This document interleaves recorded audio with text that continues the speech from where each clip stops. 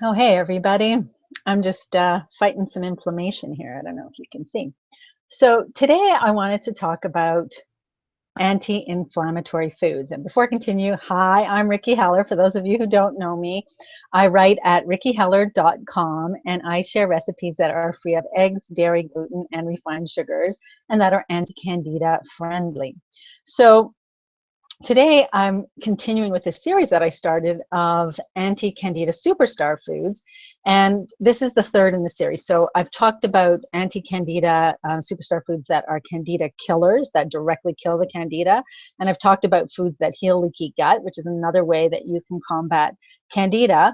And then also there are foods that boost the immune system, which is number three. And today I'm going to talk about anti-inflammatory foods because one of the things that I've come to believe over time, dealing with candida for so many years, is that basically inflammation is at the core of pretty much every single chronic condition out there. Now, clearly not a scientific conclusion, but it just seems to me the more you look around, the more you see people with chronic conditions that at their base are caused by inflammation. So if you can quell that inflammation, you can help to start the healing process.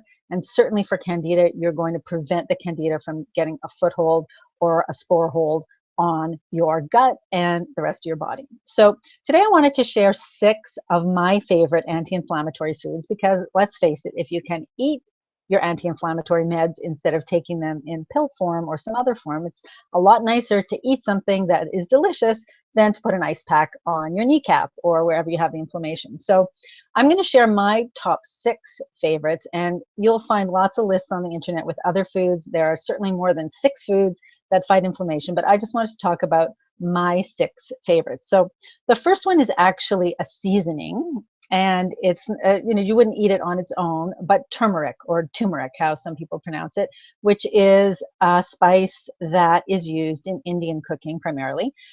And it's a root, and it's what gives chili powder that yellow color. So if you buy the fresh turmeric root, you're going to stain your fingers, and it stains pretty easily anyway. It's bright yellow, and it has a compound called curcumin, which has been shown in studies to have a better anti-inflammatory effect than over-the-counter anti-inflammatories like Advil, for instance. So eating turmeric, which tastes delicious if you have it in a curry or a lentil dal, or one of my favorite recipes, which is, I call it an anti-inflammatory latte, and I will link the recipe either above or below the video, depending where you're watching this video.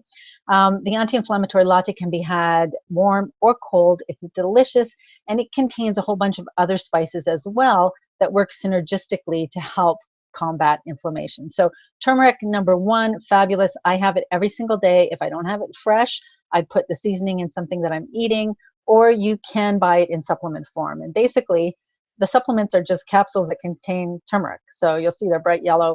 Why not eat it? It's a lot more economical too. So turmeric's number 1. And related to turmeric, they're actually from the same botanical family is ginger, another seasoning. So most people are familiar with ginger. You can have that in fresh ginger tea, which is delicious. Also added to a lot of spicy Indian foods. Moms will probably know that ginger is good for nausea, but ginger also has anti-inflammatory compounds. So ginger is another spice that you want to add. So I'm kind of putting those in the same category because they come from the same botanical family. Then the second one, which is probably one of my favorite foods, hands down, is garlic. And I just years ago just got over this whole thing about garlic breath. Like if someone says you have garlic breath, I can just say, well, yeah, I'm fighting inflammation. So what are you going to make of it, right? Ginger's delicious. Who cares? Feed it to the people around you, and everybody will have garlic breath, and no one will care. So garlic has been used as an antimicrobial because it kills all kinds of pathogens, but it's also a very potent antioxidant. And so what that means is it's going to help prevent oxidation of the cells, and that's what eventually breaks down your health, causes inflammation, causes all kinds of problems. So if you can prevent that with these antioxidants, that's going to help repair and prevent cell damage. So garlic, and particularly raw garlic, it has a compound called allicin, which is what accounts for the antioxidant properties primarily. If you can have raw garlic, that's best. So put it in your salad dressings. I use a fresh garlic clove in my green juice in the mornings. And I use a small one, so you don't really taste it, but you're going to get some of those allicin compounds that will help with your health. If I'm feeling a flu coming on or a cold or something like that, I will grate up a raw clove of garlic, put it on one of my homemade kale and seaweed crackers, make a little sandwich, and eat it raw. Yum, yum, yum. Can't beat it. But it really does work. So garlic is my second choice of a really, really strong antioxidant food that's going to help anti-inflammatory, help fight inflammation in your body. So talking about antioxidant foods, basically all deeply colored, brightly colored fruits and vegetables are going to contain antioxidants that will help prevent cell damage. So you want to look for the darker, more brightly colored ones, but particularly things like berries in the world of fruits, and particularly blueberries are known to be highest in flavonoids, which are antioxidants that can prevent or can help heal the cell damage. So blueberries are very low in sugar. Even if you're on an anti-candida diet, most people can have them if they have them on their own, or you might wait till stage 2, but berries are just great that way. And of course, you want to be having the fresh fruits and vegetables. Along the line of vegetables, so this is my fourth category, is green, dark green leafy vegetables. And anybody who knows me knows this is my number one category of food. I love dark leafy greens. And particularly things like kale, chard, collard greens, dandelion greens, broccoli is considered a dark leafy green, romaine lettuce. Any of those, eat them as much as you possibly can. If you think you don't like dark leafy greens, I would suggest that you try my kale salad fully loaded. A hit with adults and kids alike at parties and dinners and barbecues. I'm going to link that one as well, and a couple of other recipes I'll link for you. There's a wonderful chard and bean soup on my blog. So Tuscan chard and bean soup, look over there or down there. And then finally, I have some raw collard rolls with a raw carrot pate, also going to link, which make a great little appetizer or snack, or you can pack them up and bring them for lunch with you.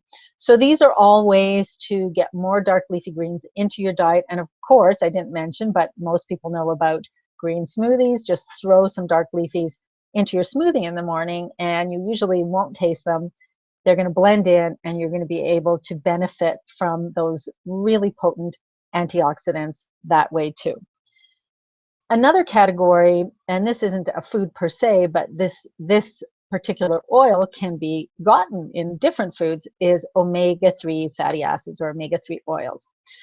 So omega-3 oils, most people know from salmon. They're very anti-inflammatory in nature.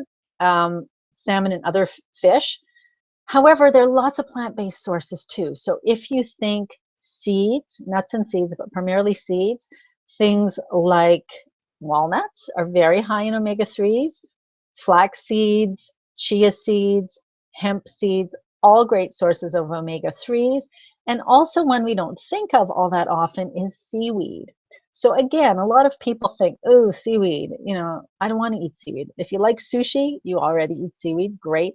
But seaweed is very high in omega-3s. And for an anti-inflammatory effect, because so much processed food is really high in omega-6s.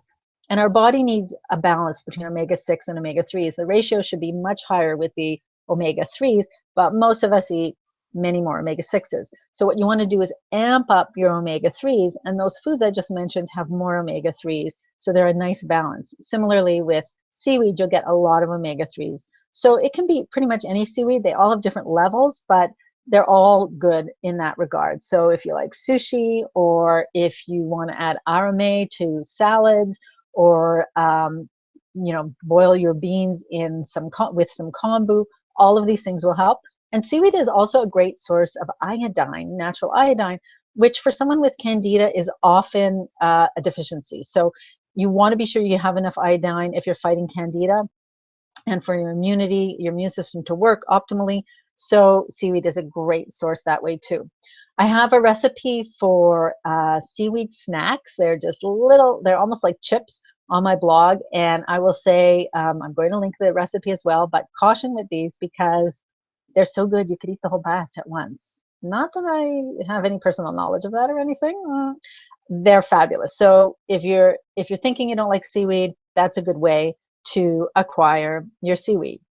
And along the lines of green, as I showed you a bit earlier, there, if you can see that it's kind of the same color as my t-shirt, I think, so I can spill it on myself and no one will know. This is matcha tea, which I adore. Matcha tea is green tea leaves that have been ground up into a powder, and you whisk it into the water instead of steeping a tea bag or steeping tea leaves. So you're actually consuming the whole leaf in a powder form, and it gets suspended in the water. You won't notice it as a powder. It's blended into your liquid, but when you drink it that way, and particularly matcha tea, it has it's just off the charts in terms of antioxidants. So it's a fantastic source of antioxidants, which is going to preserve the health of your cells.